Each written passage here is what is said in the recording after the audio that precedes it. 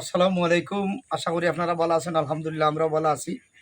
আমি মোহাম্মদ শাহেদ মুশারফ, আপনারা কোটাইমিয়া। আজকে আমরা শুটিং চলে, তো শুটিং সেটও হইল গিয়া আজকে আমরা যে দেশ বরণ্য কণ্ঠশিল্পী, সবার প্রিয় কণ্ঠশিল্পী জনাব মনির খান স্যারের আজকে শুভ জন্মদিন।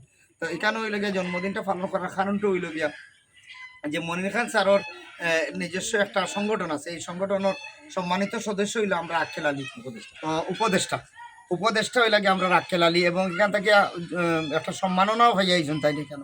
এতে আমরা একজন সহকর্মী যে মনির খান স্যারের উপদেষ্টা হিসাবে আসেন, এতে আমরা গর্ববোধ করি।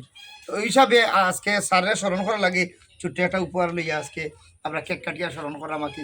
স্যারও লাগে আপনারা দোয়া করবো, আমরা লাগে দোয়া করবা, আমরাও আপনারা লাগে দোয়া করবো। আসসালামু আলাইকুম। আমার গুরু ভাই হইবা। আসসালামু আলাইকুম।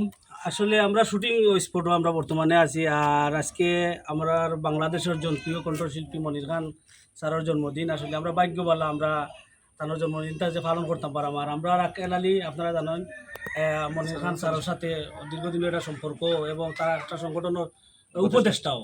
তো যাও কেউ হিসাবে আমরাও পাইছি, আর আমরাও আলহামদুলিল্লাহ আমরাও প্রিয় শিল্পী হিসাবে যতটুকু করার আমরা ভালোবাসা ইনশাল্লাহ তার প্রতি রইল। বার্থডে লাগে আরো সকলে আমরা অনুভূতি জানাইলাম বার্থডে।